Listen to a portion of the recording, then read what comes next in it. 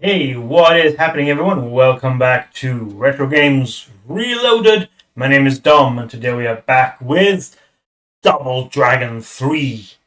This time we are playing the Commodore Amiga version, developed by Sales Curve Ltd. And released and published by Storm Software in 1991, I believe this was. See if I can actually.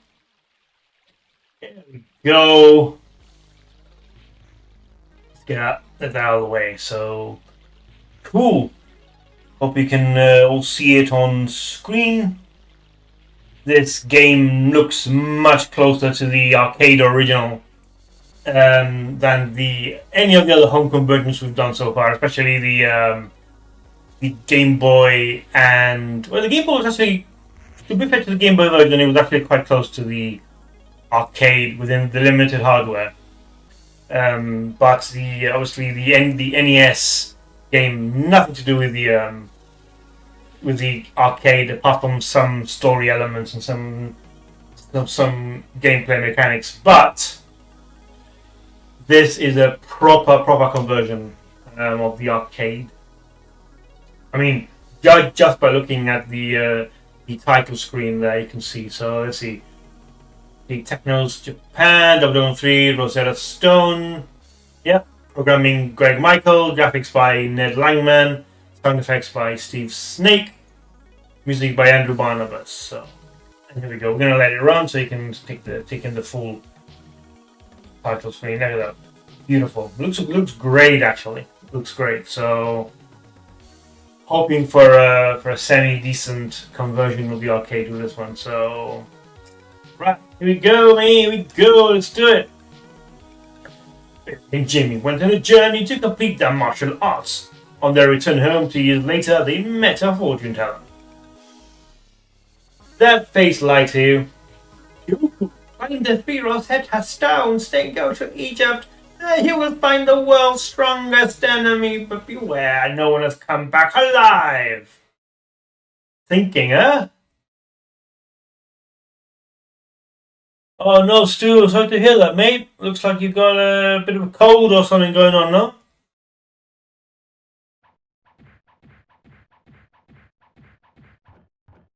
Definitely closer to the arcade original. Look at that, man. Look at that. Looky here.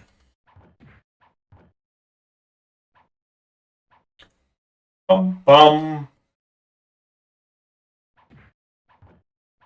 I hope you recover quickly, mate. And if you need to be in bed or something, man, recovering, don't feel like you have to, be here or anything like that, man. If you need to rest, sleep, or whatever, I completely understand, mate. Hey, so 15 credits.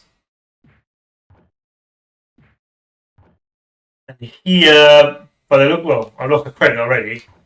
Looks like the health in the top left of the screen in the HUD, counts down very quickly.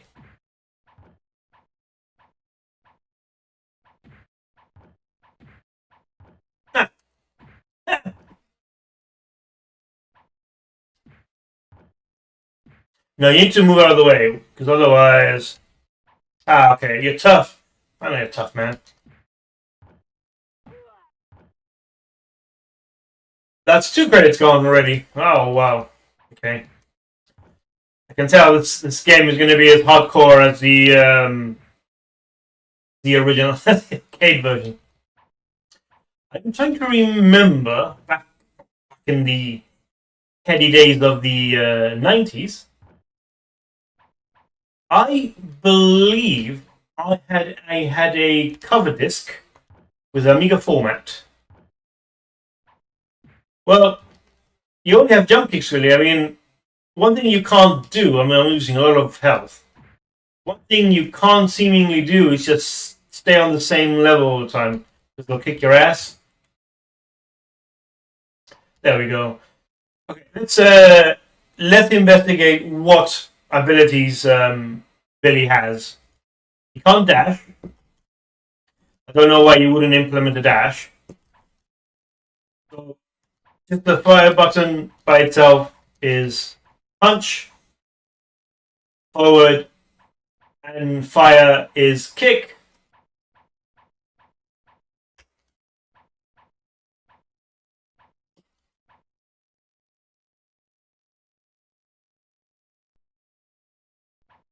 Just yep, diagonal, and fire is kick, jump kick, and you don't have any other. You don't have any other moves. So it looks like Billy and Jimmy went on their 2-year martial arts course. They kind of lost a few moves. Yeah, exactly. I think that's what it is. I think they realized that you're going to lose your credits very quickly, so they give you a lot of them. And one thing I'm not going to do, I'm not going to bother with the shops because it's pointless. I don't know what they were thinking, like giving you only 2 weapons, and they're not very useful. But maybe being a bit unfair. Maybe the nunchucks are a little bit useful, but they're quite slow. So I think fists and kicks are the way to go here.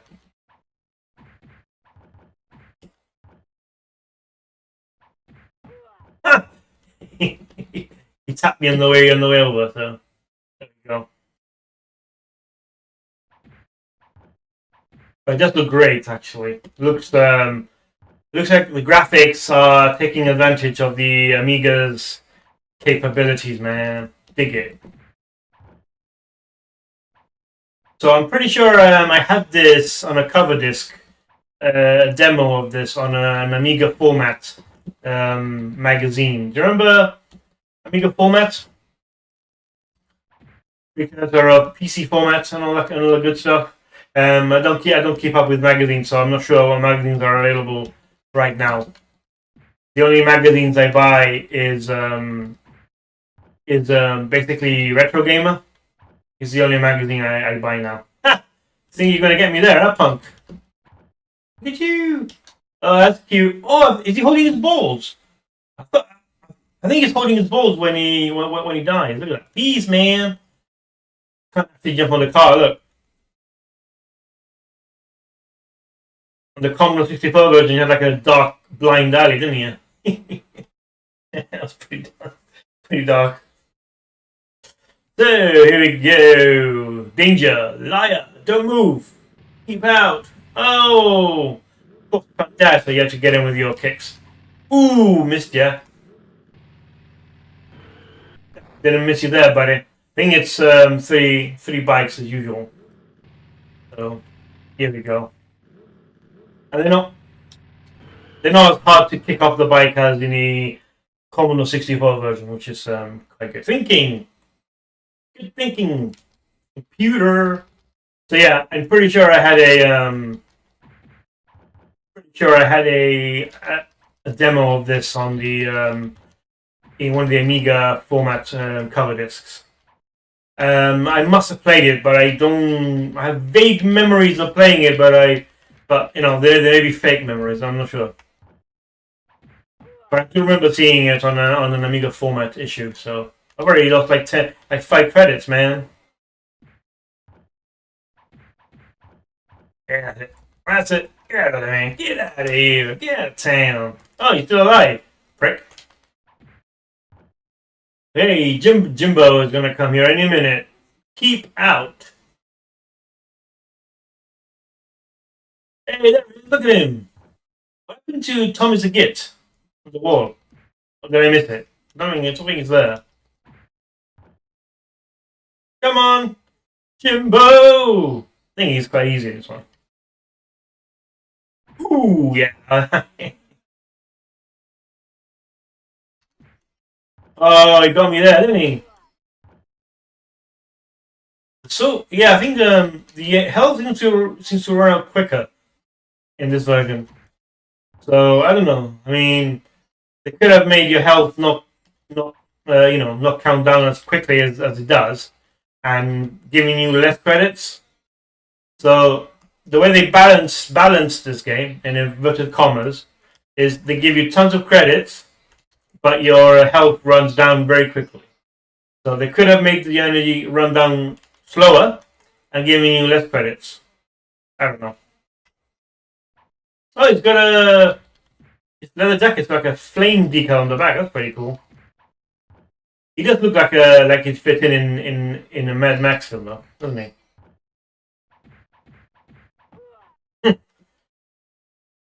Hey, he's dead. Pretty. Oh my god! What happened to your face? The first town is in China. The battle is waiting for you, Double Dragon. I think somebody missed out on punctuation, apostrophes, commas. You know. All right, here we go. Not going to go in the shops. You need to remind me, Stu, not to go in the shops. Yeah. Once you get knocked down, you. Oh, I went to the shop. Piss off. No. Leave. Thank you. Thank you. Hey, Walter White's back. At least he looks like Walter White. Oh my god, see? That's what I mean. Once they knock you down, you're gonna be moving to a different plane.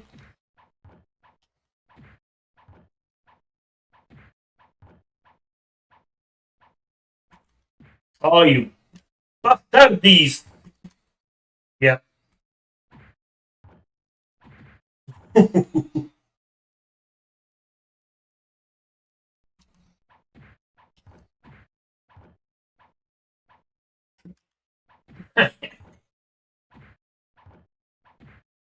Yeah, that's the way to go. Yeehaw!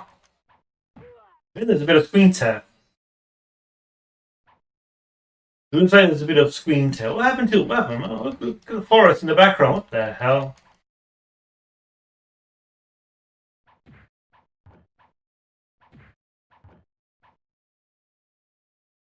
Oh my god, you're here as well. What are you doing? Going forward, man. Never go backwards, that's what I say. Oh, I'm near the wall of China, eh? Oh. Yeah. Oh, you bastard. You're quite fast for a big guy. You're very fast for a big guy, I tell you that much. Let's see, I can bounce off the wall. Yes! I can bounce off that wall. Amazing. Oh my god.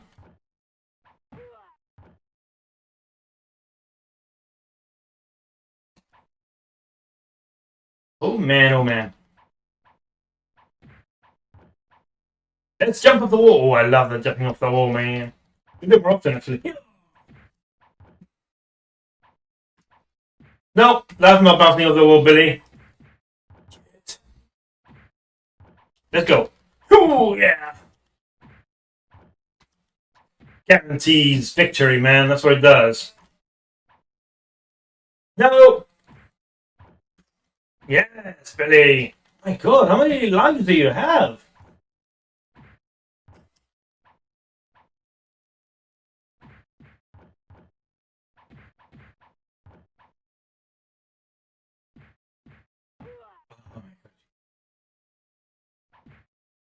That's about 9 credits already in 2 missions. Crazy, man. Come on. Where's Brucey? He's alive.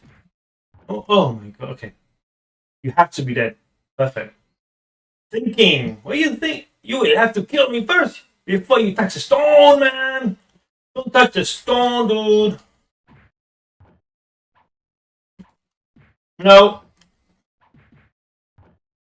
Yeah, it's a bit more tricky in this one, Brucey. And the hitboxes are crazy in this game, man.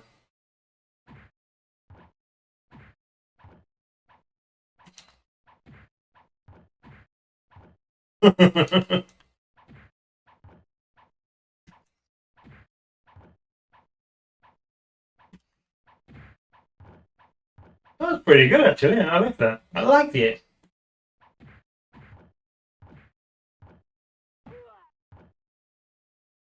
Oh, that's 10 credits in like two missions. At least in the arcade version, you can put unlimited coins, right?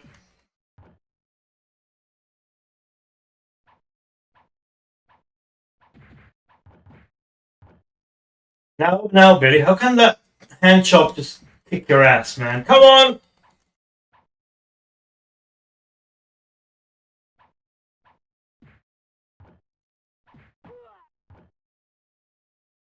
I don't think this looks like the arcade. It's a little bit like the arcade.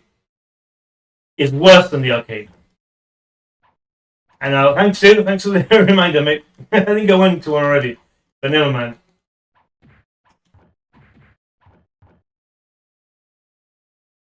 Looks like the arcade, worse than the arcade. I'll tell you why. You have less than half your moves.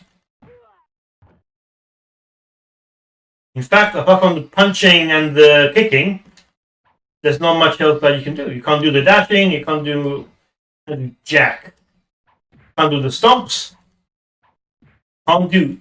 So definitely, I guess they have to compromise because the Amiga originally had the one joystick button, so you only had one action button to work with. So, and that's what you do. You compromise with the controls, and unfortunately, it's in a game like this where you need at least 3 buttons for kicking, jumping, punching, doing special moves.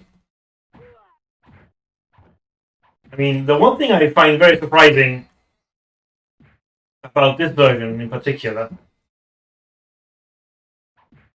I can't believe I've lost all my lives! He's dead, isn't he? Oh, you're still alive? What are you doing, man? There we go.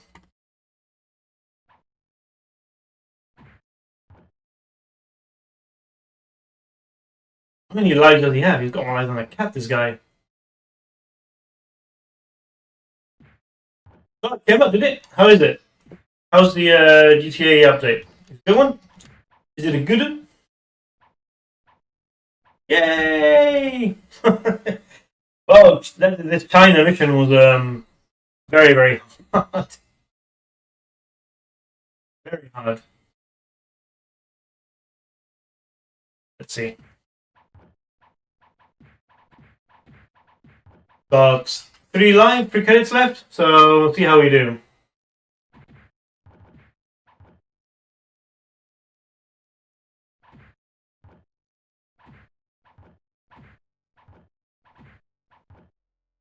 I have a feeling maybe the Genesis version will be better than this one because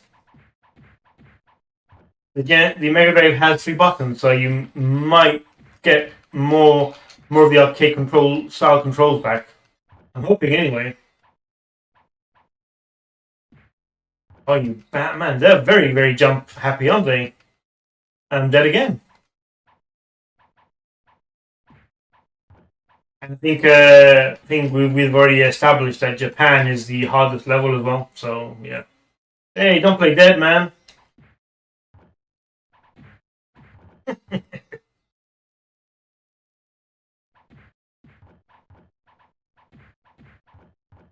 Better, isn't it?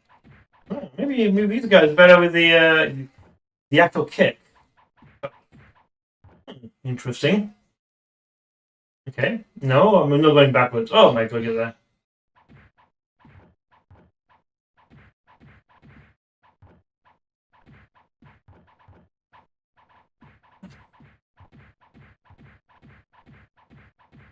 See how much life I lose with a hit. Oh my god, from 40 to 15. That's like crazy. That is a crazy amount of life to lose. And all 3 of you are alive as well. Oh my god.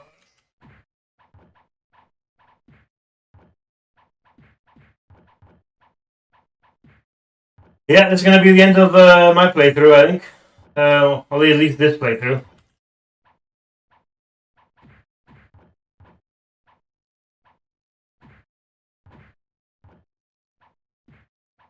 Has to be a more efficient way of fighting these guys.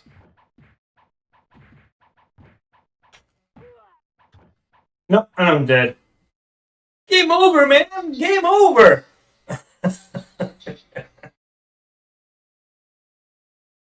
Alright, okay, so you're finishing off all the challenges. So do Rockstar still support RDR2 then with updates, or have they given up on RDR2 online? RDR online. I don't really keep up with the news, so I'm not sure what they've done with GTA, to be honest, with RDR2.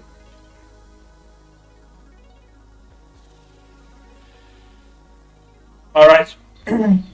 Sorry, excuse me. So more than one business location. Okay, there's only one. Yeah, that's right. Everybody would be going to that location, right? If there's only one, so it's good that they thought about that. So yeah, okay. Well, we're gonna give this one another go because we're gonna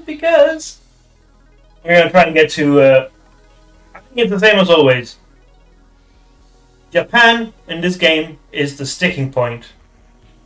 Okay, so they gave up on RDR2, so no more updates for RDR2. That's a shame. But we talked about it before. What can you possibly do with with Red Dead Redemption? What can you do with Red Dead Redemption? Let's be fair. What can you do? GTA 5, the sky's the limit, man. The sky's the limit.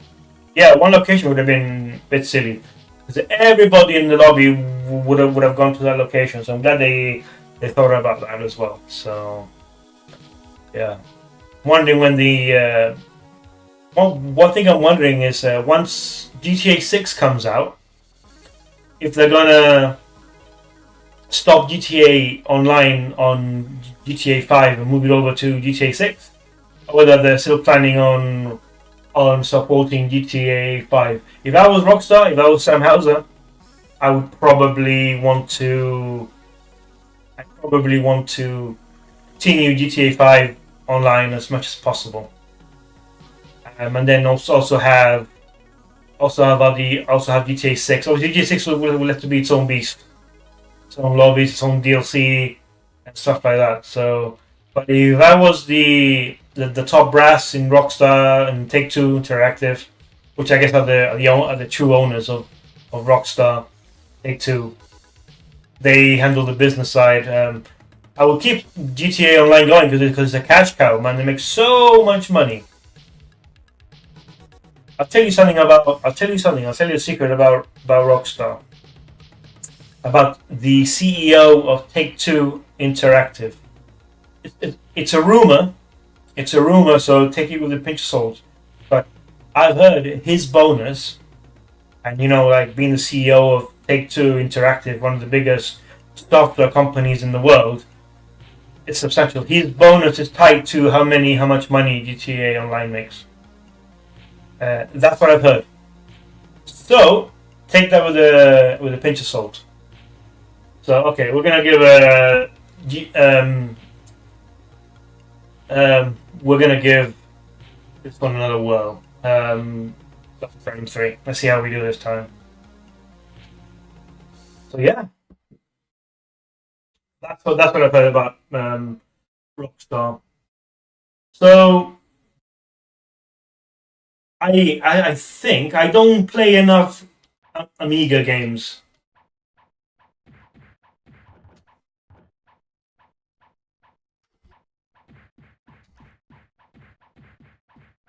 These guys aren't too tough, but they do gang up on you, don't they?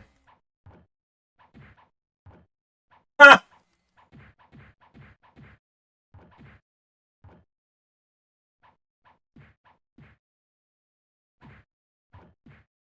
Bastardos!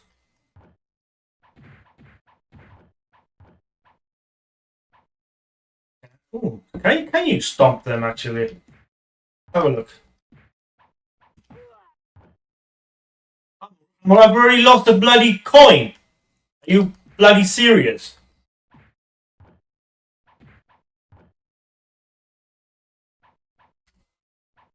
Oh, I don't know about this. No, not going to the weapon shop. Thank you very much.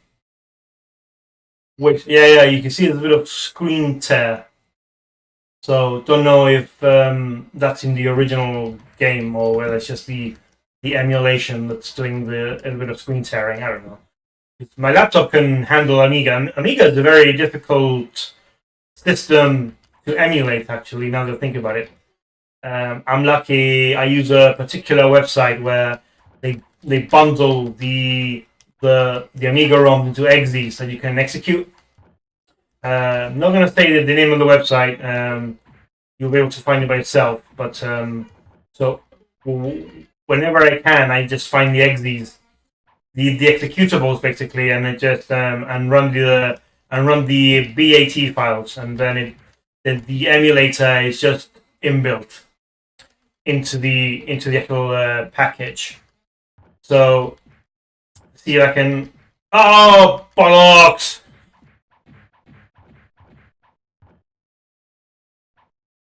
Oh, you dead. So let's see. This is I think it's a BAT file. It runs like a macro, which opens up the emulator and it opens up the ROM. So let's have a look. So this is inbuilt. And it's pretty cool, man. Pretty cool. I don't know how they do it, but obviously the emulator I'm using is FSUAE, and it's emulating it. It's emulating an Amiga 1200. So yeah, and then you got save state, load state. I don't use them because I always prefer to just play like it was intended. So yeah, it automatically detects your pad. So I'm playing with an Xbox 360 controller for PC, doing that. Yeah, pretty cool. And I have a few of these now, and I've never had a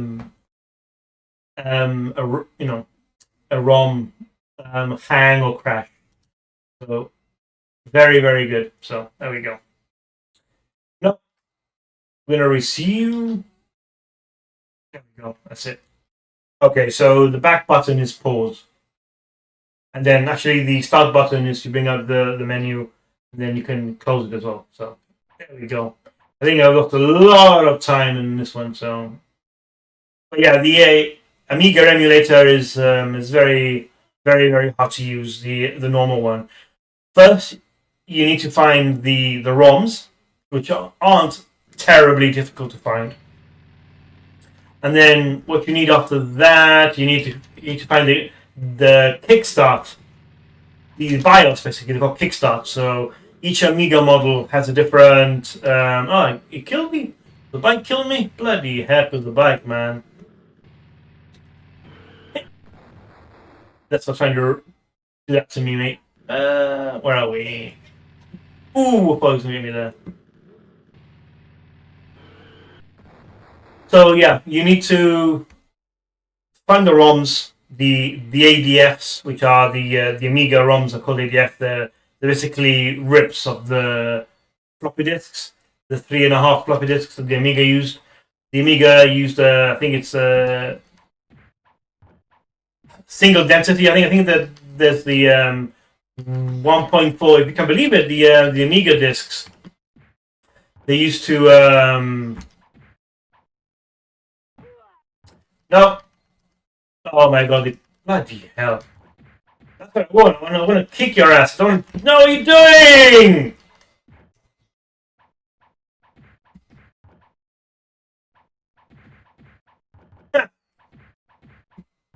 There we go. Jimbo, how are you doing? I've always wondered if I can actually throw somebody off this thing. I'm not sure. No! Ah! Ah, you bastard! Whew. No, I did.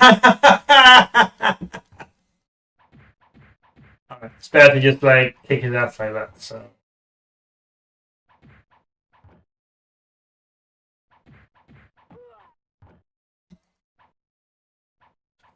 Yeah, so you need to find your ROMs, the EDFs, and you need to find the Kickstart ROMs, the BIOS, and each Amiga Commodore Amiga model has a different ROM, has a different BIOS. So The Amiga 500 had a 1.3 kickstart. Amiga 500 Plus had the 2.0, and you had the Amiga 1200. So yeah, I think the Amiga you want to be emulating is the Amiga 1200, which is what this emulates by default. So.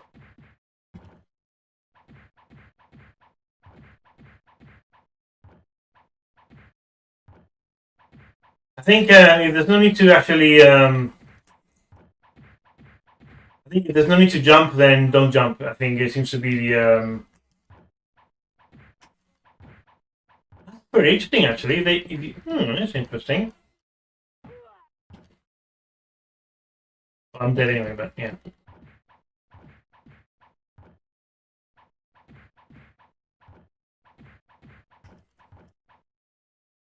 So this is the normal standing kick.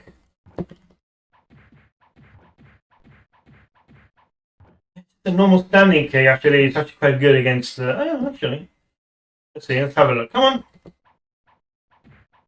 on. Enjoy it. I enjoy it.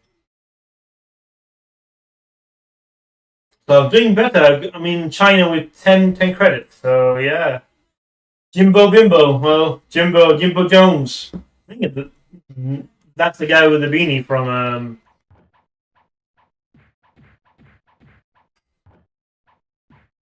Oh no.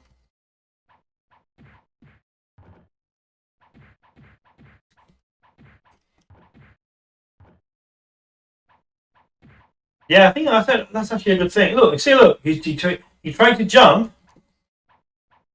No, now you're just sandwiching me, mate. I don't like meat sandwich. I do, but not you.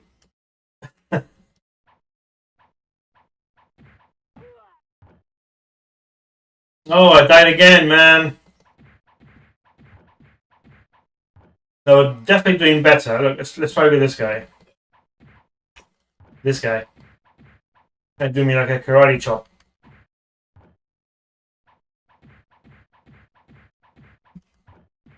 Turn around, Billy. Thank you. Yeah, there we go. Definitely doing better. I think I was jumping too much. Yeah, the standing cake seems to be actually the way I did die, but it's Double Dragon, so you're gonna die at some point. You would have to kill me fast before you touch the stone. Hey, wait a minute. Look, I touched the stone.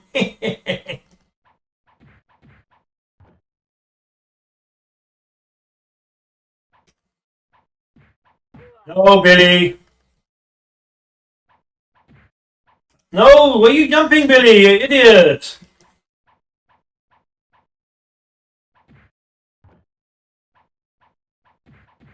Yeah, I'm digging this. Look at this.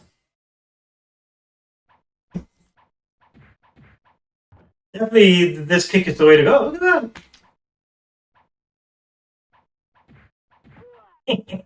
But you're gonna go around me, eh? Stop you! Oh, I killed him already! Yes! Yes!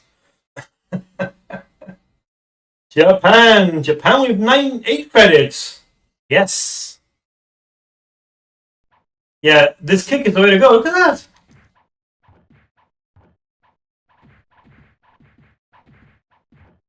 Wait.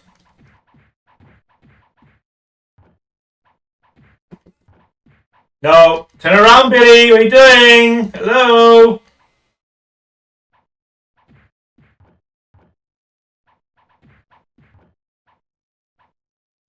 Oh, he died. No!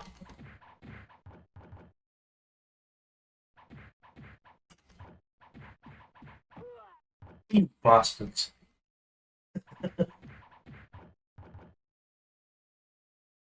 I always say, if I get past the Japan stage, I'll get past the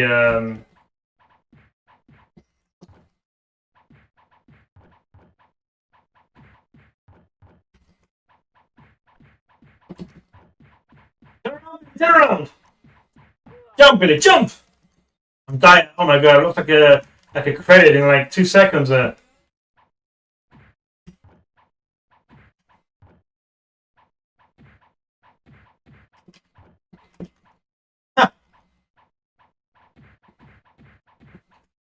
Yeah, that stationary kick is better than the jumping kick, I think. So yeah, and the Amiga is quite finicky when it comes to emulating the Amiga. So if they're using these executables that you can just run, they open up like a macro, like a small program. Basically, they're basically like small programs with the ROM inside and the embedded and the integrated emulator. So you stage you having to faff about with Kickstart ROMs and which are still illegal to download, by the way. So can't tell you how to find Kickstart ROMs, unfortunately. And the Amiga, even though the Amiga is technically a 16-bit system. Oh, where do you come from? Ain't you alive? Yeah, piss off, mate. So I think it takes four hits to kill those guys. Huh. Okay. Hey, don't need to go inside the. Okay, you're taking inside automatically. So yeah, I do like and the Amiga is such a great system, man. The Amiga 500 plus, the which okay, people these days are gonna laugh, but the Amiga 500 plus, which is the Amiga that I had,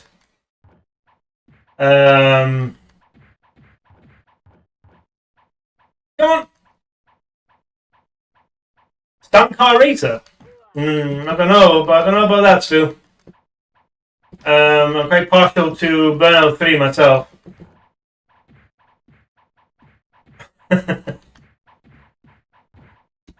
Oh my god, I'm holding my own here. What are you doing?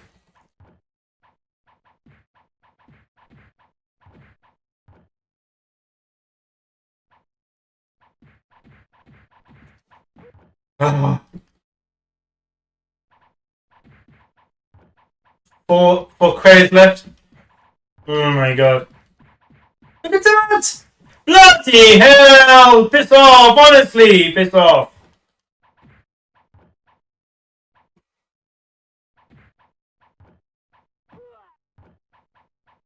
Oh, I'm dead again! Yeah, definitely Japan's the hardest level, man. Hardest level in this fucking shit game.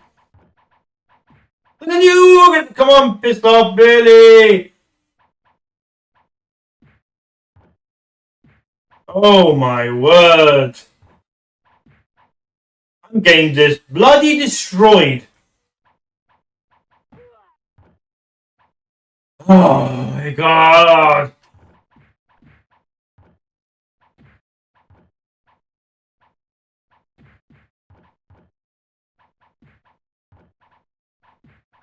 Nope.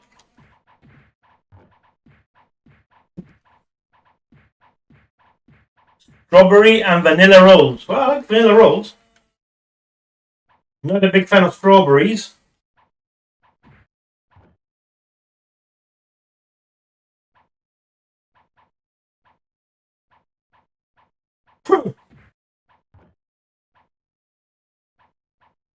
Alright, Shinobi time. There he is. Look at him. Look at him.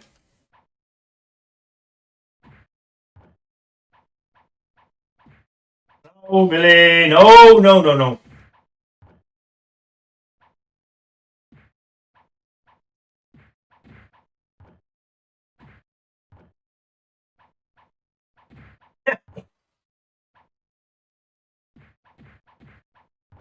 It's not too hard.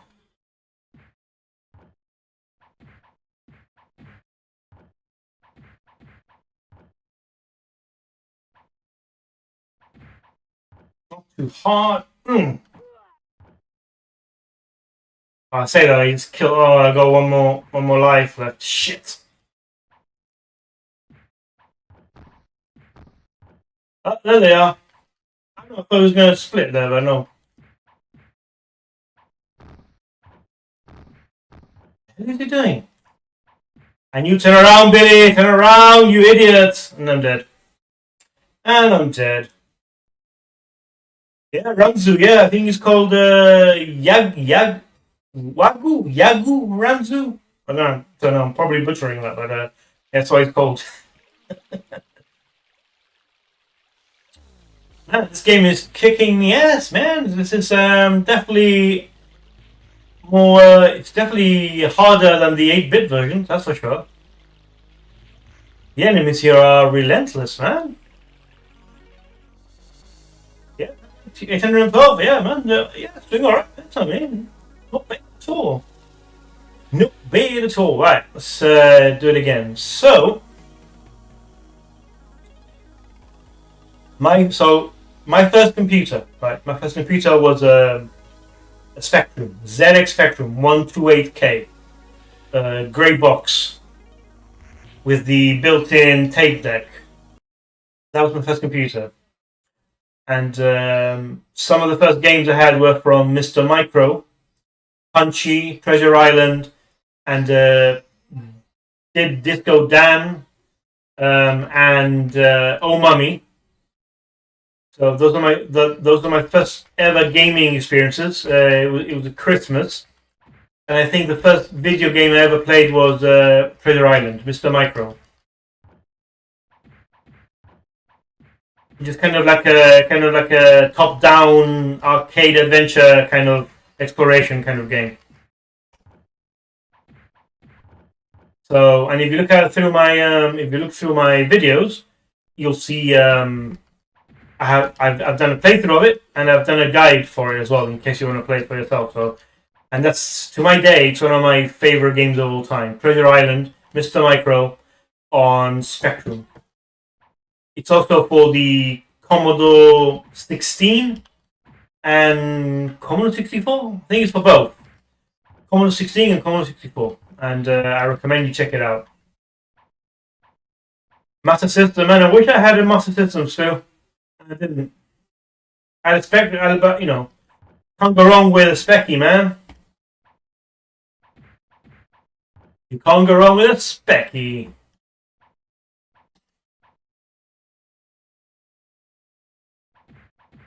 And then what happened was, another Christmas, a few years later. Oh, you watched the Treasure Island video. What do you think?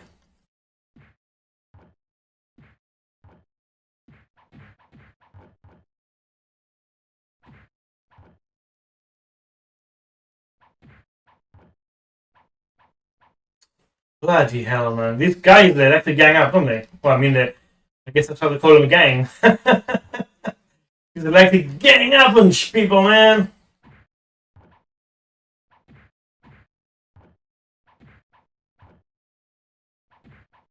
That's it. That's it. No. Okay, that's fine.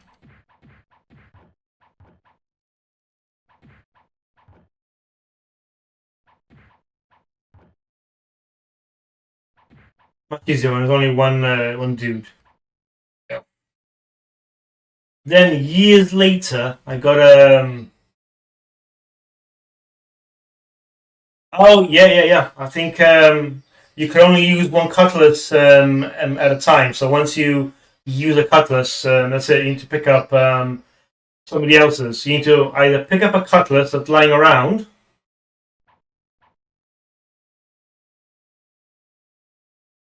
Okay, thought I had to fight some more guys, but I guess not.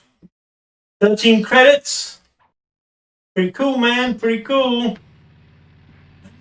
You bastardo.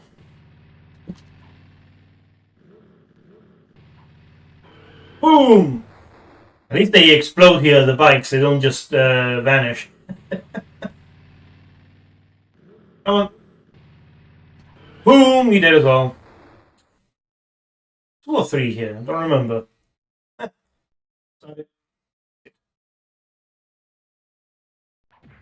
Yeah, I think yeah, you lose your cutlass after one use, so which is a bit silly, but that's the way it is. And then you can pick up cutlasses from some of the pirates, or you can find them lying around. The only problem is if you misuse the cutlasses, you'll be stuck and you won't be able to finish the game. That's the only thing. And you know, like when you pass from one side of the island to the other, past that pirate blocking that small exit is very, very tricky. Very, very tricky.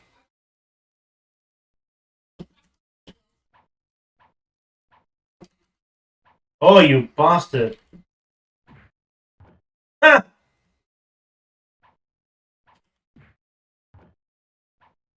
No, turn around, Billy. Turn around.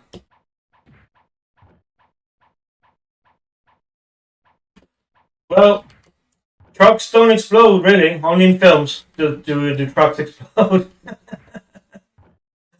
Only in films do trucks explode. That's what I like. Do you remember that film with Schwarzenegger, the last action hero, where the kid gets blown into the into the Jack Slater film, and then everything there is like a stereotypical kind of over the top, bombastic like action flick, and then when he gets into the real world, he tries to he tries the same tricks like shooting the car and then it doesn't explode. The car doesn't explode when he shoots it, and then he gets proper injured, and he's almost he's basically in the real world he's close to death. But then when he gets transported back to the film, like it's just a flesh wound.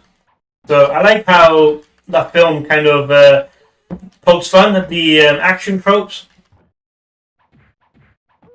So, but yeah, so I think it's quite clever, to be honest. I think it's quite clever. But the truck in Duel doesn't explode. But the shark in Jaws does. And it makes Spielberg decided to add the sound effects of the truck going over the cliff.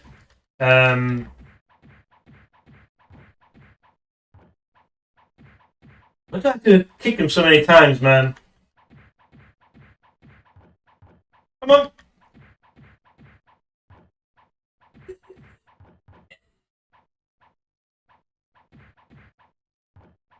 Oh, you bastard.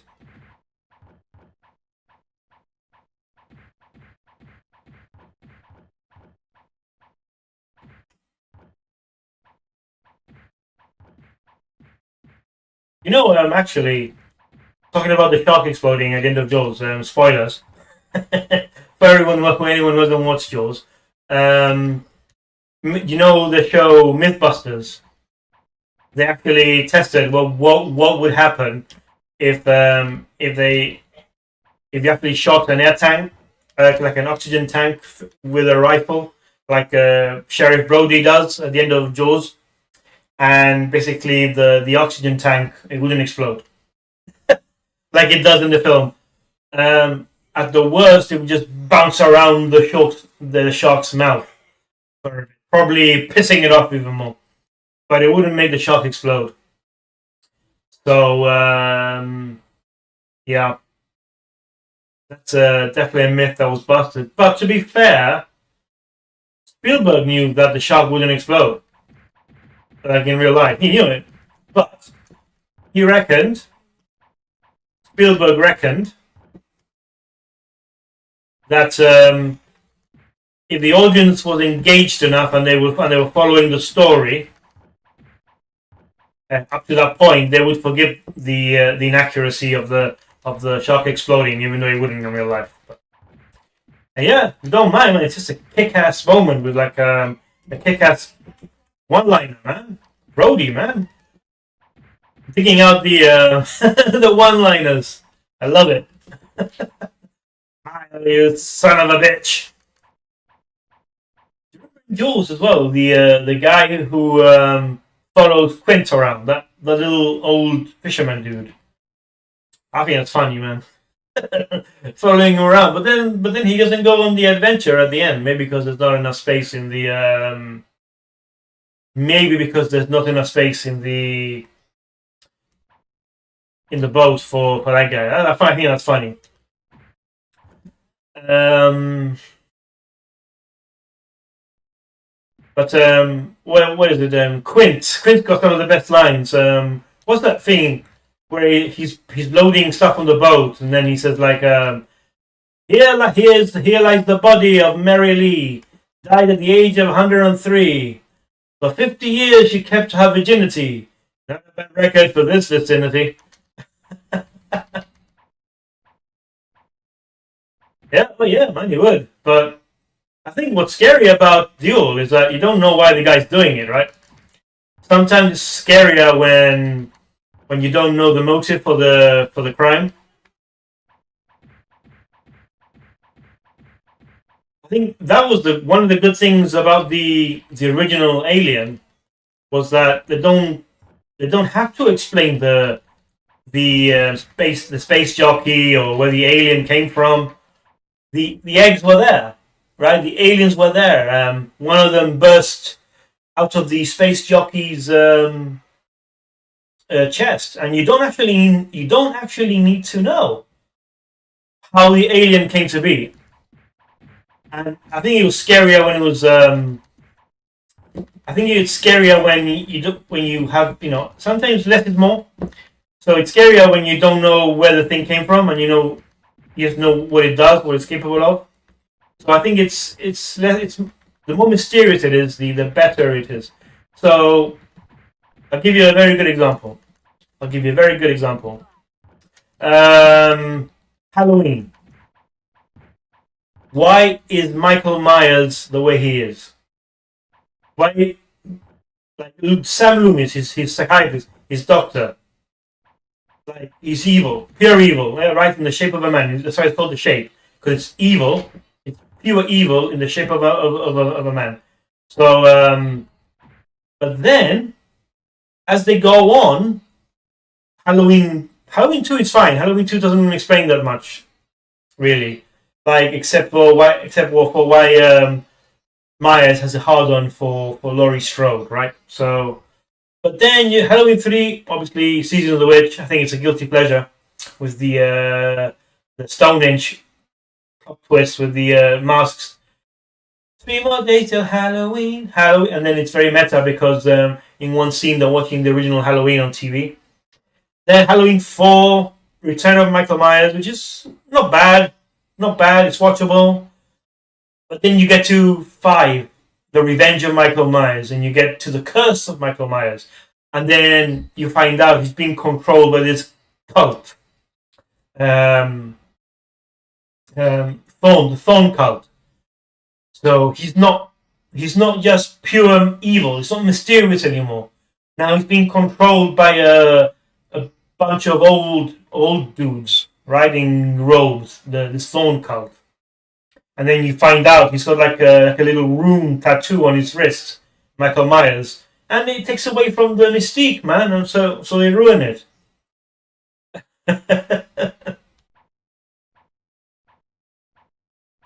So yeah, so sometimes when the less you explain, the better it is. I think probably Lost, the TV show, is the best example of this. I know, I'm trying, mate. Probably Lost, the way they explain things there. I think there's some kind of afterlife or purgatory or some shit like that, and that's definitely, I think, a case of writers just making up shit as they go along. I think it was produced by J.J. Abrams, so it doesn't surprise me that they're just making up shit except for these mystery boxes.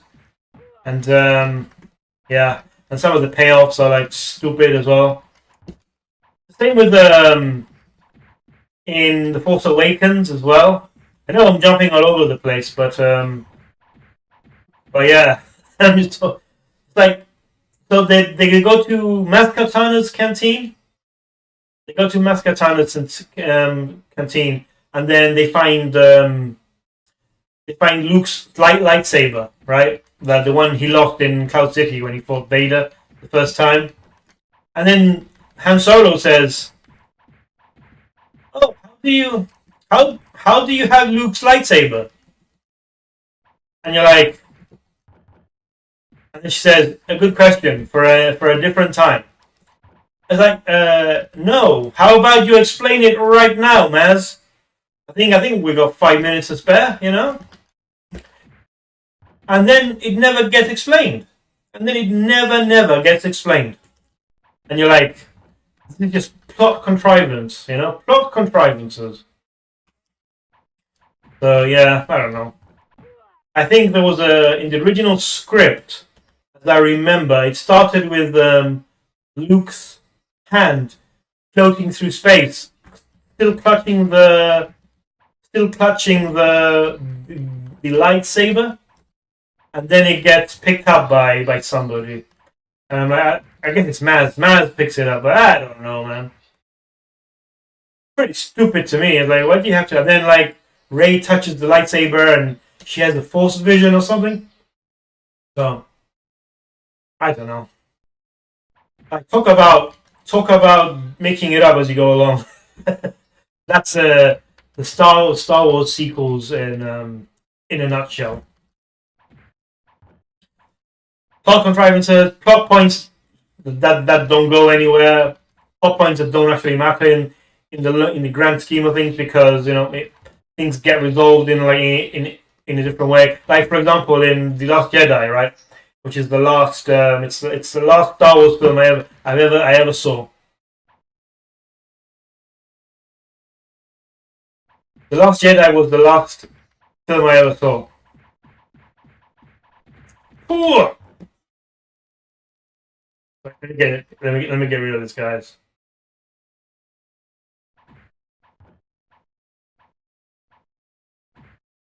Then it's clear that Brian Johnson just had carte blanche to do what he wanted. Oh man, I'm glad somebody made it to the end. I think what they did to Luke was disgusting. Basically, I do not like what they did to Luke at all in that film. So, what I was saying, The Last Jedi, right? So basically, Leia does her Mary Poppins thing. Then Admiral Holdo takes over command of the fleet. Doesn't tell Poe anything. Poe decides to mutiny, quite rightly. I think you're meant to see it as Poe is, it's a hothead pilot, hotshot pilot, is rebelling. I think you're meant to see it as like him not doing the right thing. I think it was absolutely doing the right thing. Like, he's one of the higher ups in he's one of the best pilots in the fleet and stuff. Responsible for destroying that dreadnought. And then what happens?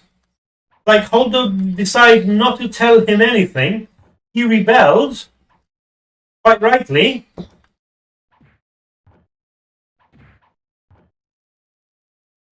Then, so then he hatches this plot with Rose and Finn to go to Canto Bight, which I forget actually what they were doing in Canto Bight. That's how I've only seen it once. And then that whole subplot was for nothing, because in the end, like, Holdo had this master plan that didn't involve going to Canto Bight, and then getting stuck on the Star Destroyer or whatever it was, and then like only so Finn could have a rematch with Phasma. And talking about wasted characters, is there a more wasted character in the Star Wars sequels than Phasma? Gets beaten by Poe twice. Gets unceremoniously dumped in the trash compactor in The Force Awakens. Gets destroyed by fire in the second film. And that's it.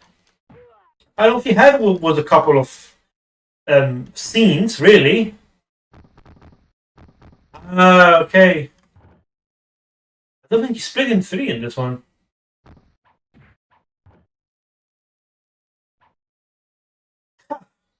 Come on, boy. You're gonna die here, aren't they? If I'm not careful. Bollocks! I'm dead. Shit! That's twice. No, at least Chewbacca made it to the end. You know, somebody had to.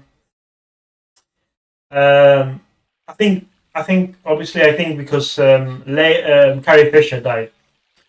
May she rest in peace. I think she died after completing filming on Last Jedi, but she died before Last Jedi released. Yeah, I think you're right, Stu, because I think if you stay in the same location, he'll they'll just knock you down over and over again. I think it's a little flaw in this game, but yeah, the mission is to get the plan is to get to mission 4 to get to Italy, at least Italy. I think if I get to Italy, I can get to Egypt. So I think they should have, with all due respect to Carrie Fisher, yeah, Princess Leia, she should have died in Last Jedi. Maybe they wanted to honor her memory or something. You know, like they didn't want to disrespect her by having her die in the Last Jedi, but they should have just had her die in the Last Jedi instead of doing that Mary Poppins shit that she does. I tell you who dies unceremoniously. Admiral Akbar, man. Admiral Akbar, the Mon Calamari himself, man, and he dies. He dies he gets blown out of the ship, man. Talk about disrespecting a character. Oh man. Talk about disrespecting character. Admiral Akbar, man. Poor guy.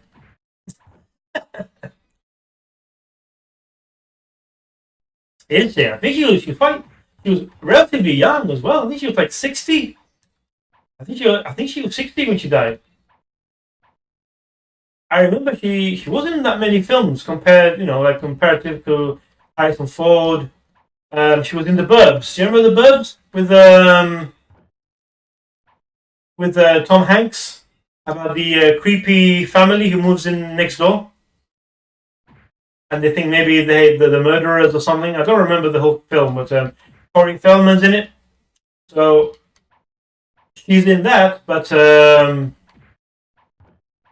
she also wrote Postcards from the Edge, which is like basically semi-autobiographical about. I think she had a drinking problem, didn't she? Poor.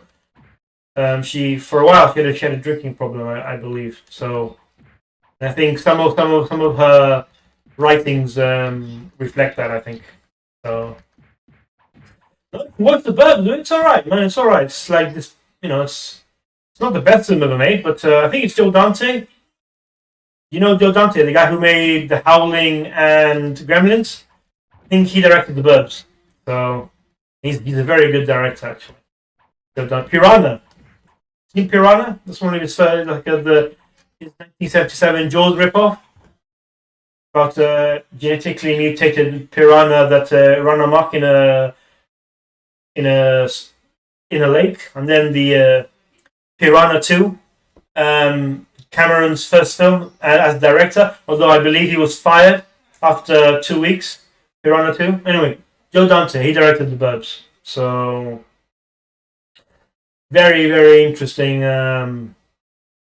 film.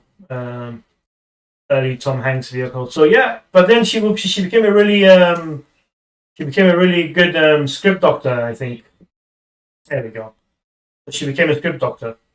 So and then she wrote an autobiography that I haven't read called The Princess Diaries, which I think is a fabulous riff on the burbs, like short for suburbs, the burbs.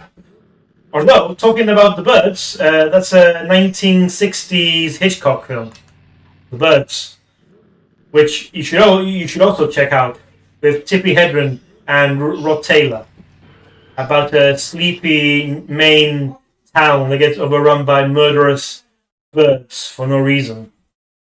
So there's The Birds by Hitchcock, and there's The Burbs by Joe Dante. So anyway, I recommend you watch both. Of course, The Bird, some of the effects are a bit dated, so What, the birds? I think so. Aren't they? If I remember the birds, the end, they're leaving in a car, aren't they? In a barn. I think they're in a barn or something, and they're leaving the barn in the car, and there's birds everywhere. The whole frame is packed with birds. So it's a very creepy kind of tent kind of film. So yeah.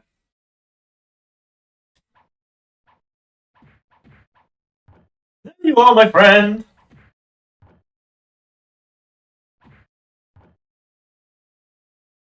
Ah. I'm waiting for you to wake up. Need a little time to wake up. Oh, you bastard. You bastardo. That knee of his, man. Yes. Die, man. Ooh. There we go. Yeah, I think so, yeah. I think there was also either there was either a sequel called The Birds 2, or it was either a sequel or a remake. Low budget, but it was because The Birds is based on a it's based on a short story by Rachel. I think it's Rachel. Rachel Du Maria or Moria, French name. And she wrote Rebecca. She wrote that one. She wrote a few really good short stories. Anyway, she wrote The Birds, but the original Birds was not set in America. It was set in Cornwall. Yeah, yeah, man. I like happy endings, but I also do like my bleak endings sometimes. Like if you want a bleak ending, I recommend Soylent Green with Charlton Heston, like a 70s sci-fi futuristic kind of film. So I recommend that. That's a really good film, Soylent Green.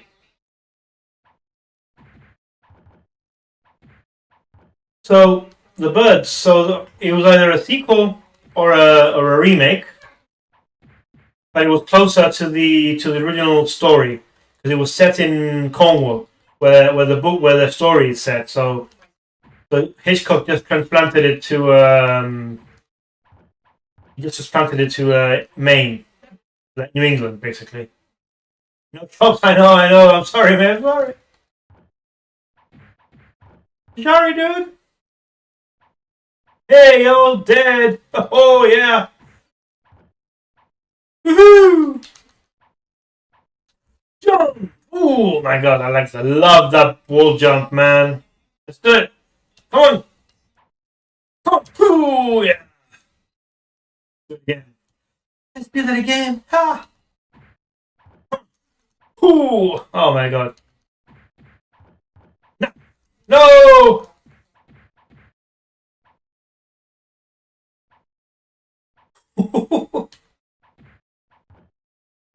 Well, I'm glad they kept the no.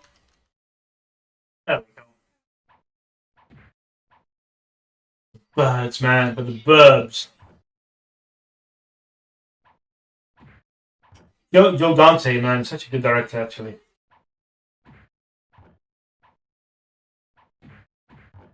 Apparently, RoboCop. Oh my god, yeah. Ugh. I haven't even watched. I haven't even watched that all the way through, man. Most remakes are terrible. Most remakes are terrible. Not all of them. Most of them. Hey, it's Brucey with the slippers.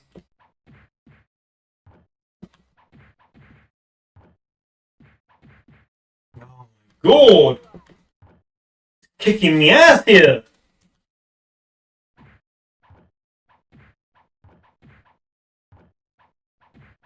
No, Brucey, no. Let me kill him first.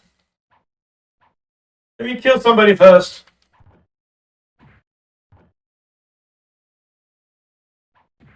Oh, you bastard! You bastard! Kick that! I'm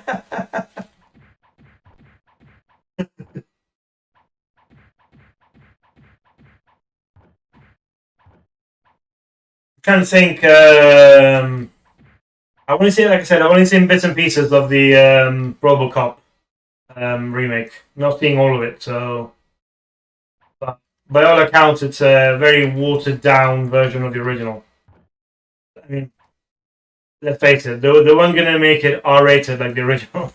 I mean, the original was ultra violent, especially the director's cut, which brought back some of the gore that they cut, like originally, like the censored version of RoboCop, the original RoboCop. You don't see Alex Murphy's arm get blown away, but in the director's cut, you do. You see it actually detached from his shoulder.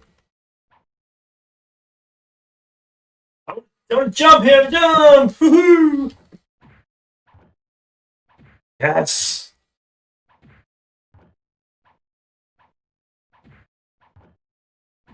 Yeah. Yeah, you're dead, buddy. You're dead. What about you? Tiger.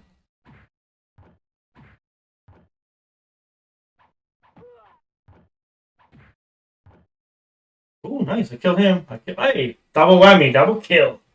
I like it. So there's very few remakes that are actually worth watching. Let me see. Let me see if I can think of a remake that's worth watching. Yes! Best remakes ever. You ready for this? Invasion of the Body Snatchers. 1978 version. Superior to the 56 version. Oh my god, Clarence Bodiger, man. Such a cool villain, man. Is there a cooler villain in all of cinema than Clarence Bodiger? Just give me my fucking phone call. What's over? Can you fly, Bobby?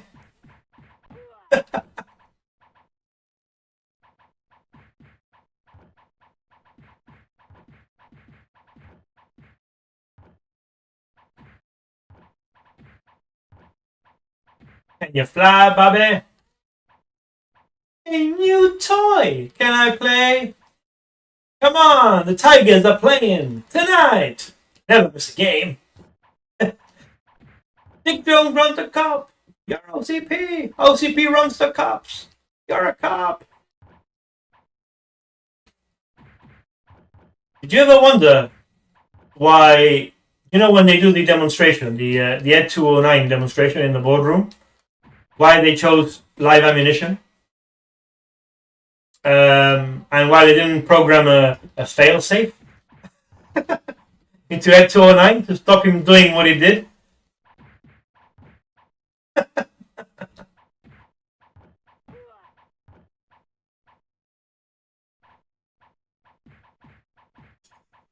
Oh my god, what happened here?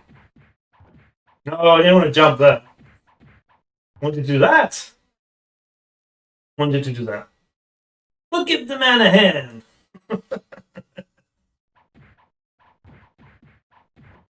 A new toy. Can I play? So yeah, why would you give Ed 209 live ammunition, and why wouldn't you program a failsafe into his to stop him from actually malfunctioning? Shut him down. At least they tried that in RoboCop 2, and well, I mean they failed, but because he destroyed the remote control, but at least they tried. But yeah, I don't know. I'm very disappointed. It's just a glitch. He called this a glitch. I think it cost them like $50 million or something at 209. But then you realize, after that Dick Jones, he doesn't actually care about Ed 209 working or not. so maybe that explains the lack of foresight with a failsafe and stuff. So he doesn't really know. He doesn't really care. I don't know, man. I don't know. But yeah. for Dick Jones! Dick Jones! Oh yeah. I work for Dick Jones! Dick Jones!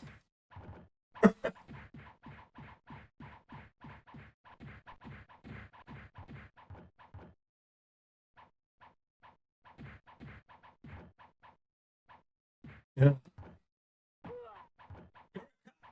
Yes, I am a cop. There's also something I didn't notice until somebody pointed out to me. At the beginning of the film, like Robocop's voice got like a very like robotic tone to it. But then the more human he becomes, or the more of his human self he remembers, it starts to fade, that robotic hum in his voice. Don't know if you noticed that actually. I work for Dick Jones! You're a cop! Yes, I am a cop.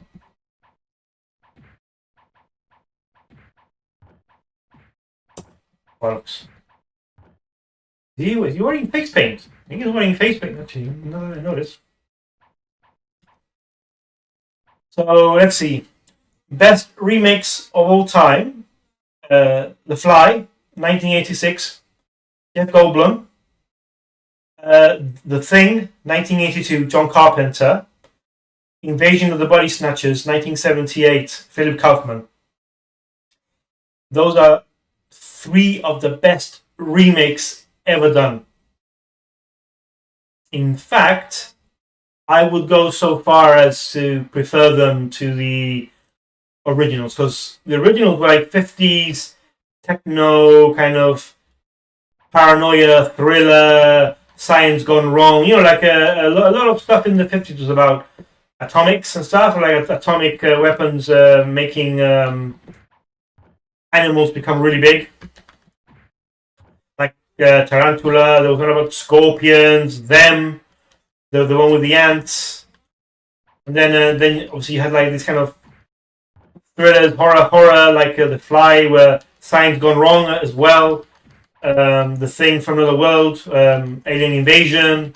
All this stuff was very popular in the 50s, and then like, so you got The Thing from Another World, but which is a decent film, kind of similar setup, but then the Thing is based on a short novel called Who Goes There. Forget Campbell? Is that the name of the writer? Campbell? Anyway. Turn around, Billy! Yes, turn around.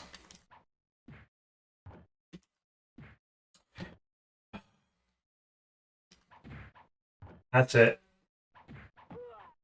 That's it, boy! Hey, there they are. There they are.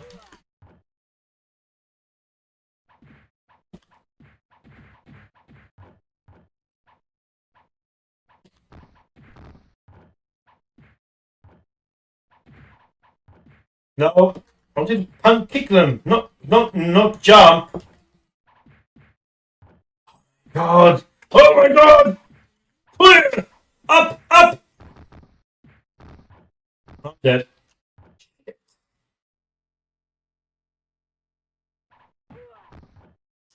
So yeah, the Thing in the original novella, he was a shape-shifting alien, and obviously with 50s special effects, they couldn't really portray the alien as a shapeshifter. So, but then in 1982, with the improved special effects, you get the body horror masterpiece that is The Thing. Then you've got The Fly, which is very, very similar, but again it's Cronenberg directing, and it's like shit. I'm dying. And like in the original film, oh, I think I killed him. Oh my God, I reached I reached Italy. Nice. So yeah, so you got the Fly. The Fly is again based on a short story.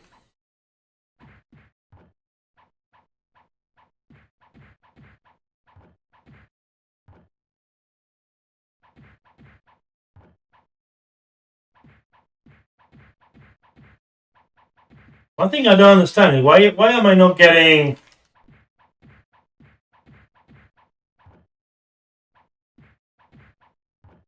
I think I'm pretty much dead, actually. Can't think of it. I think I'm pretty much dead. Yeah. Well, at least I got here. At least I got to.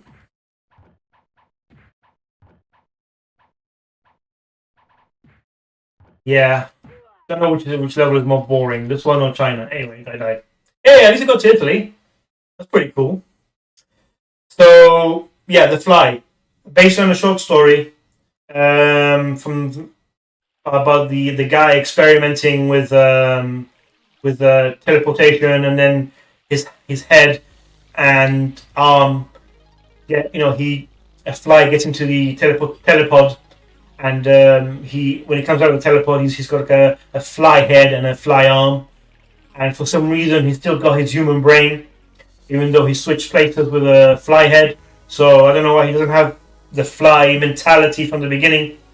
Then Cronenberg remade it in '86 as a body horror with Jeff Goldblum, and in this one, same premise: scientist invents teleportation, a fly gets into the telepod, but in this one, instead of immediately swapping like body parts with the fly, he slowly becomes the fly. He becomes a hybrid of the fly.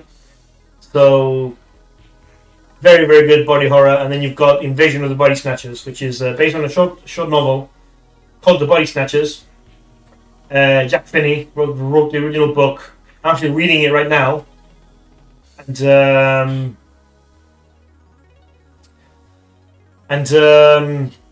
the original is set in a small middle American town. Maybe it's in California, a small town in California called Santa Mira. The original film is very faithful to the book, but then in '78 they moved the action to San Francisco, and you'd think transposing the action from a small town to like the big city would dilute the paranoia. It doesn't. It's actually very, very, very good film. Very good adaptation of the novel, and one of the best remakes ever. And actually prefer it to the original film, just slightly. And it's got some great actors. It's got Donald Sutherland, poor guy, recently passed away. Unfortunately, it's got Brooke Adams, a very young Jeff Goldblum. Actually, he's in the Invasion of the Body Snatchers '78 version. What was it? Veronica Cartwright, who was Lambert in Alien. She was also in The Witches of Eastwick as well, so she's in that as well. Who else is in it? Spock is in it. Mr. Spock is in it. In that one. So yeah, both actually coincidence. 3 sci-fi films. 3 sci-fi based on existing books or short stories. Sci-fi / horror. 3 decent films. 3 amazing remakes. How about that? And they're all in the sci-fi genre. How about that? I think if you haven't seen The Fly in a long time, I think you should revisit it. For a while, they wanted to do like a second remake. I think Cronenberg was going to produce it, so they were going to do a second remake to The Fly. But I don't know what's left to do. I think instead of transforming into a fly, maybe you should do a wasp or a cockroach or something. Maybe mix it up. Instead of calling it the fly, call it the cockroach or the wasp or the praying mantis or whatever, man. I don't know. What else can you do? Or a hornet or a wasp or I don't know, man. A worm or something. I don't know. Snake, rather than a fly again. I don't know. They were gonna do a remake of The Fly, but I don't know what's happened to it. Whereas Invasion of the Body Snatchers, exactly, that's true as well. Rest in peace, Donald Sutherland, and rest in peace, Leonard Nimoy, and rest in peace. There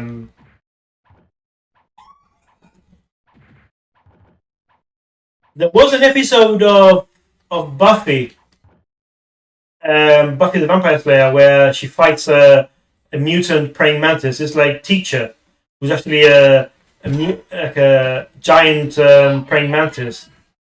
That was a cool episode, actually. Started watching Buffy again quite recently, so I haven't finished the first season yet. But it's such a good show, actually. Goofy.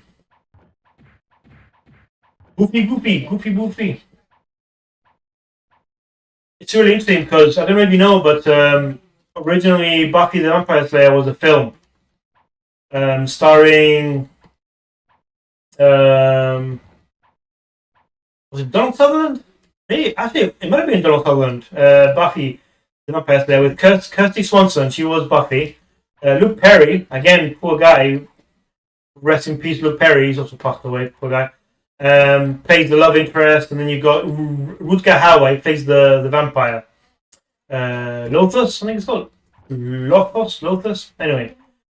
David Arquette is in it, the original Buffy the Vampire Slayer film.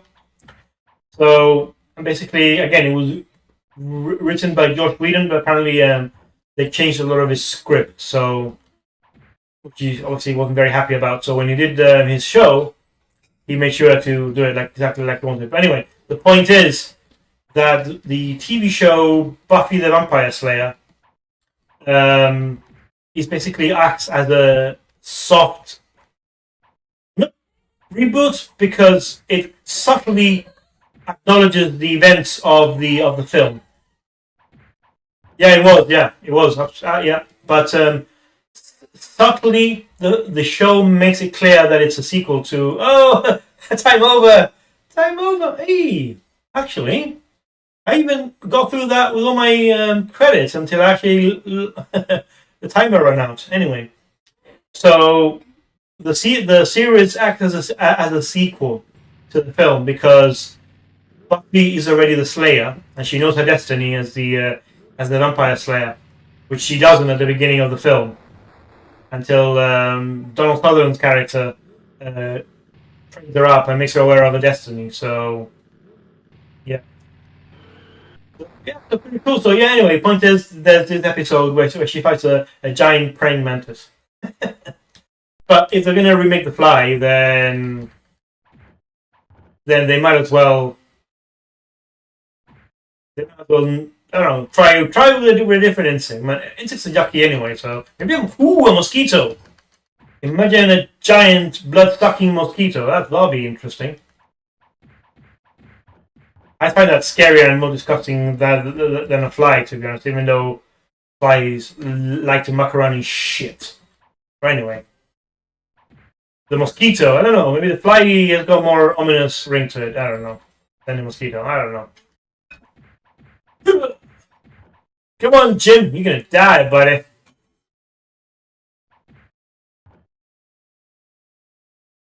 Yeah. So then, Invasion of the Body Snatchers has been remade 3 times. So you had the original from '56. Then you had the '78 version we've already talked about. Then there was a '93 version with Gabrielle Anwar, set in a military base, which is actually quite good as well, but very short, like an hour and 20 something minutes, which is so it kind of rushes through the story, and there's not much character development. It's the only thing, but these effects are great. It's creepy, and they did I recommend it as well. It's not as good as the '78 version. It's not as good as the '56 version either, but it's worth checking out. And then they remade it in 2007 with James Bond and Nicole Kidman. I think it was called Invasion, but I didn't watch it, so I'm not sure how good that one is.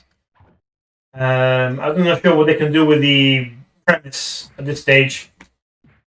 I think it worked well as a political allegory for not trusting the system. Worked as a paranoid thriller. Issues of trust and all that kind of stuff. works as a communist allegory as well. So you can view it, we don't like with the people conforming and having stuff like that, everybody equal and all that kind of stuff. So that's the good thing about Invasion of the Body Snatchers. There's you can see there's a straightforward horror sci-fi film, but if you want to dig deeper, there's definitely some themes there. I think, but yeah. So and you can read into it in different ways. So which is great because that means like I like films that you can enjoy on a surface level, but also have subtext as well. So, pretty cool. And the thing has been done twice, and you can't get it better than John Carpenter's. This man, John Carpenter was at the top of his game. Let's see what he did. Assault on Precinct 13. Great film. With very catchy kind of music, like dun dun dun dun dun dun dun dun, and very good. And then he did Halloween, which is one of my favorite horror films of all time. I think Michael Myers might be one of my favorite horror icons of all time. I prefer him to Jason and Freddy personally. I know Freddy's got the personality, but I just like Michael Myers. No, he's the embodiment of evil in human form. He's the shape of evil. So I like that. They did Escape from New York, which is great. A bit tongue in cheek, I think. Sometimes some of those can get a bit campy, I think, but still. And obviously Snake Plissken, great character. I think it's one of Kurt Russell's favorite roles. He said, obviously inspired Snake from Metal Gear as well.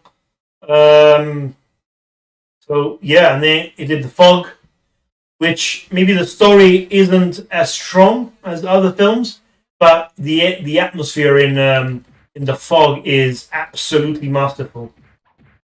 I can't think of many films that have got and such an atmospheric with fog and the night and how it's lit. But the one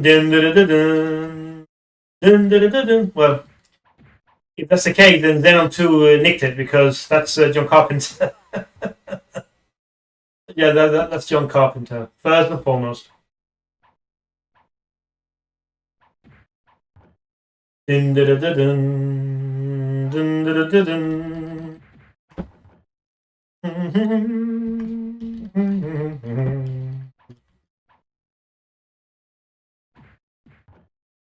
Bolockies!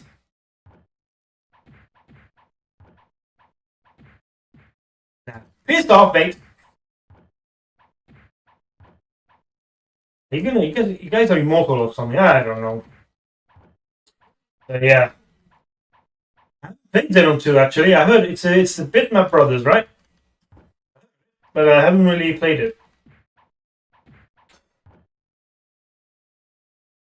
Have you watched the thing?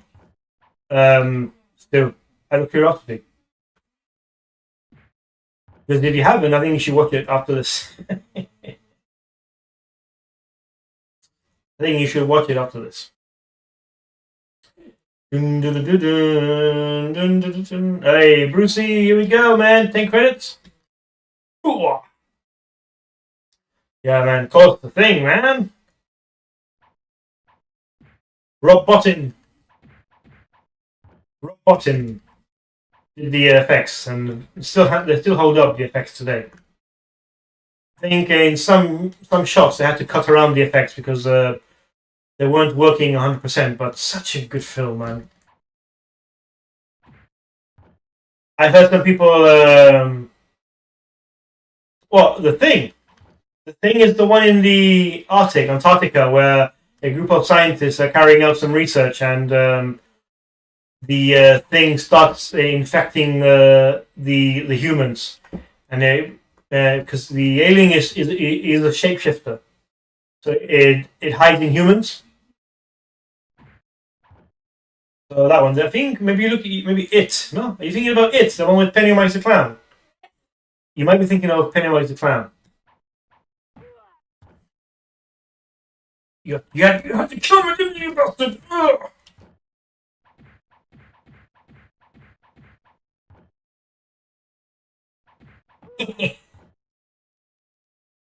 Hey, dead, bro. You dead, bro. I think you mean It, the one with Pennywise the Clown with the balloons. Oh, yes. Oh, flap, flap. Is that the one you mean? Bloody hell, these assholes are tough, man.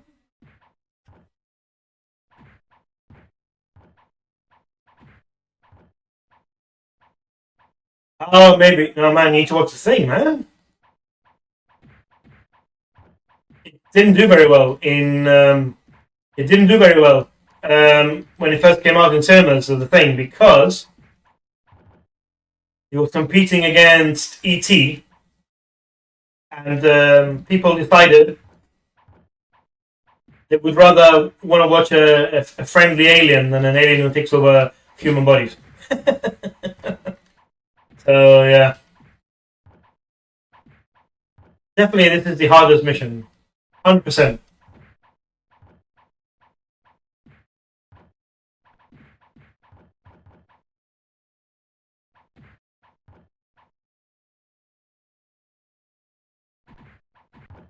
It's off me. Get the hell out of mad. Get the hell out of dodge. Oh!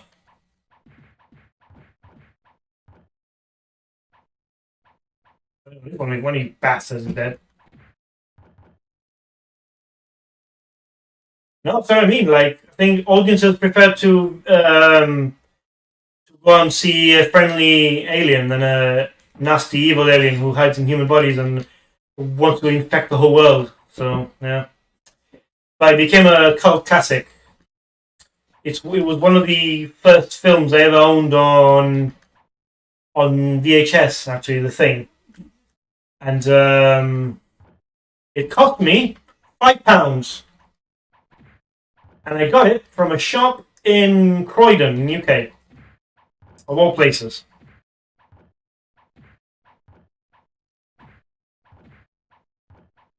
I had a few VHSs actually. I had Das Boot on VHS, which I recently rediscovered. So I've got Das Boot on VHS again. I had The Thing. I had No Retreat, No Surrender with Van Damme. I had that one. I had the Star Wars trilogy. I had the Evil Dead trilogy on VHS, and the Army of Darkness had a version of the version of Army of Darkness on the VHS that I haven't seen on DVD or Blu-ray. So I think there's a few versions of Army of Darkness floating around, and yeah.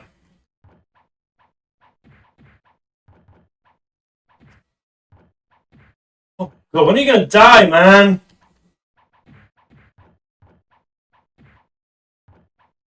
Please die.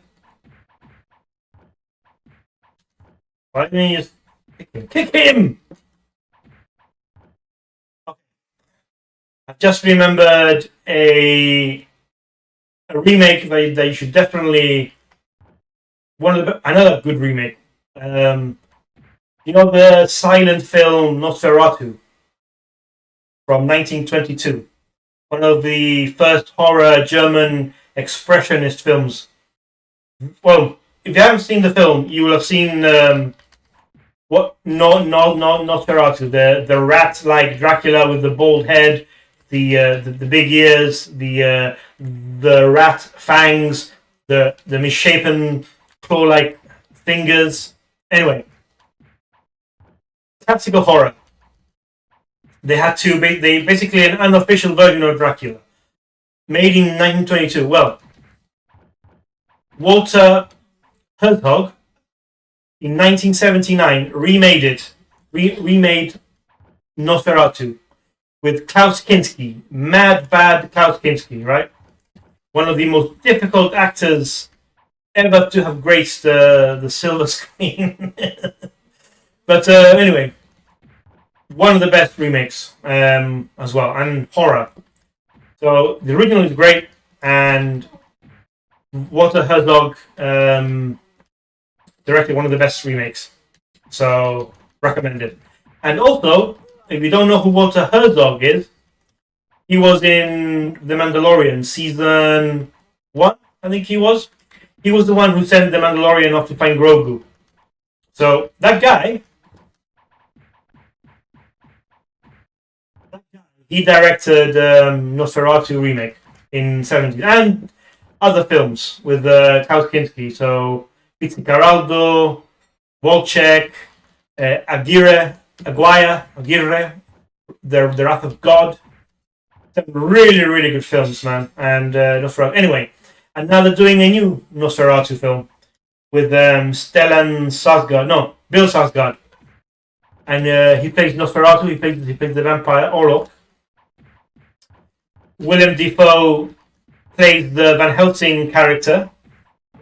And that, it looks good. I saw a teaser trailer for it today, and it looks great. So, oh my god, you bastards! Die! These guys are bloody pain in the ass, man. Honestly pissed off.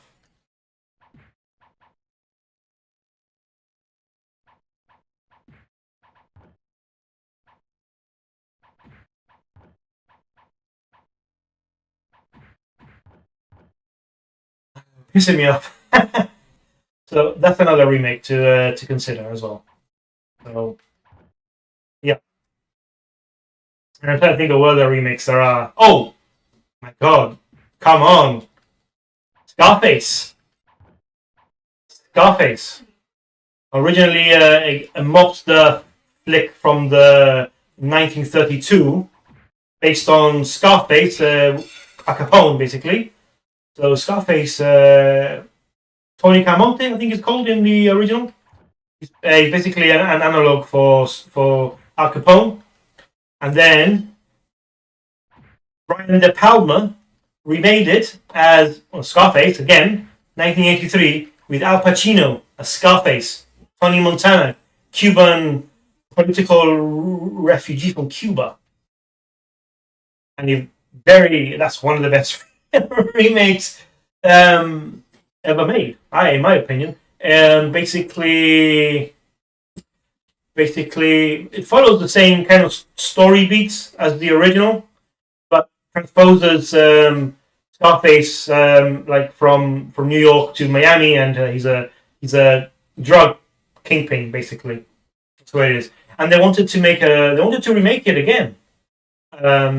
Scarface, and it was going to be Diego Luna was going to be Scarface, and the remake was going to be centered around the Mexican gangs.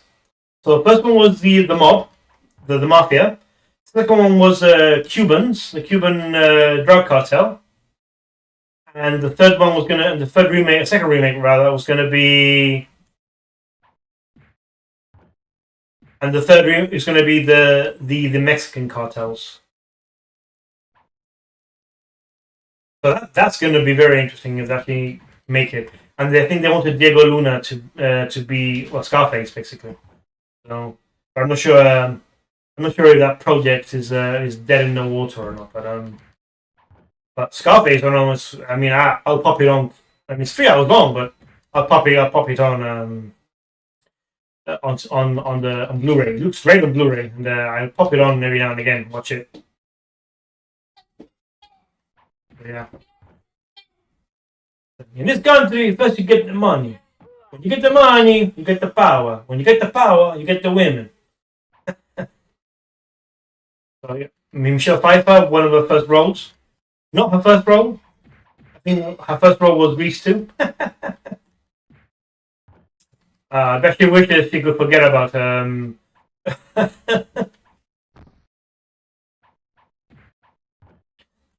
Yeah, I bet she wishes she could forget about Oh, you bastard!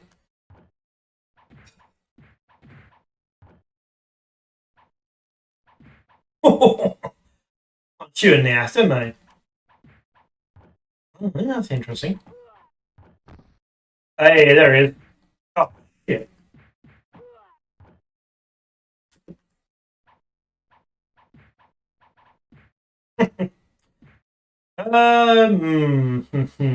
So yeah. So those are my picks for the top remakes of all time.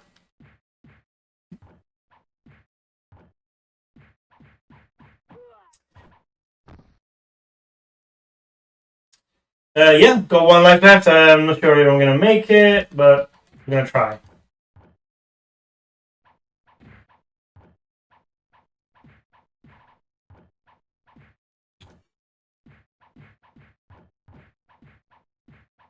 I think after this one, we'll probably play. I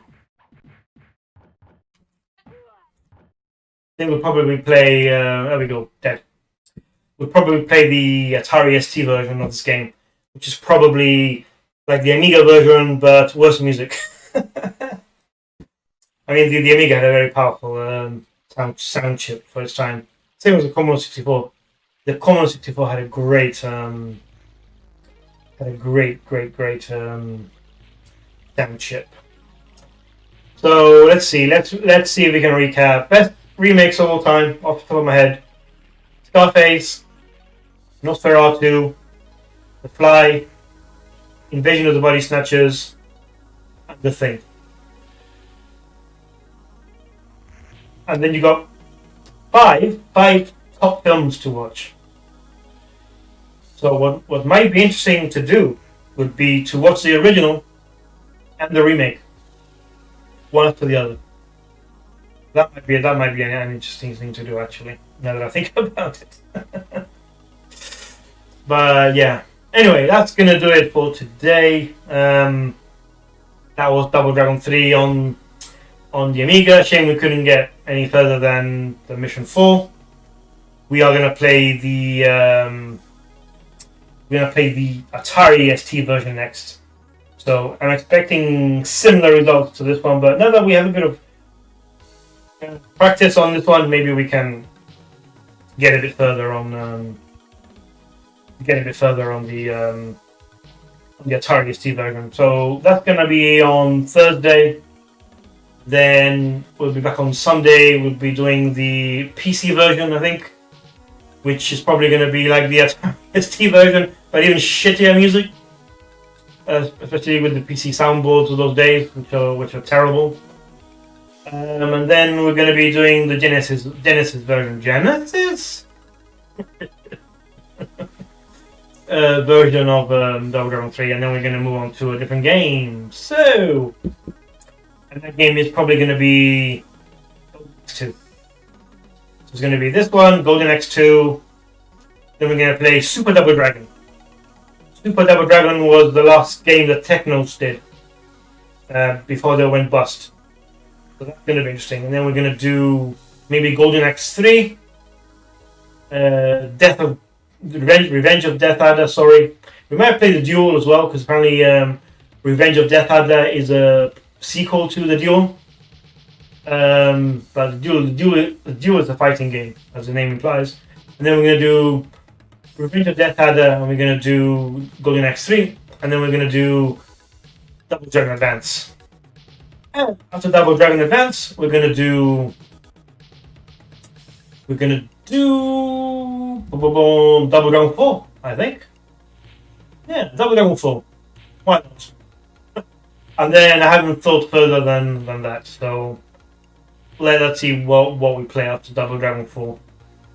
Oh, actually, maybe we could actually play Double Dragon Rise of the Gaiden or something. Maybe we can do that, actually, now that I think about it. Anyway, guys, that is going to do it. Hope you enjoyed the stream. Hope you enjoyed the chat. If you did, please consider commenting, liking, and subscribing, as I'm trying to get to 1,000 subscribers, so I can do it, and then I'll be doing a face reveal when I hit 1,000, and then we're going to do a Mega Drive Mega Stream, where we're going to play a selection of games from a pool of 112. I have 112 cartridge for the original Mega Drive, and we're just going to cycle through some games, man, and play them.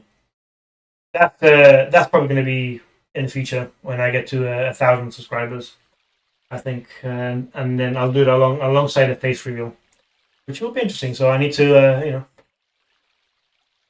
I need to make sure I look good for that. All right, guys. Thank you very much for watching. Stu, pleasure as always, mate.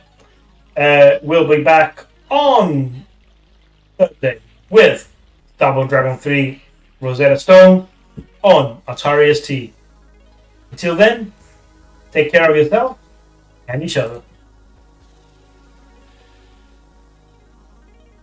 Thank you, mate. Appreciate it, dude.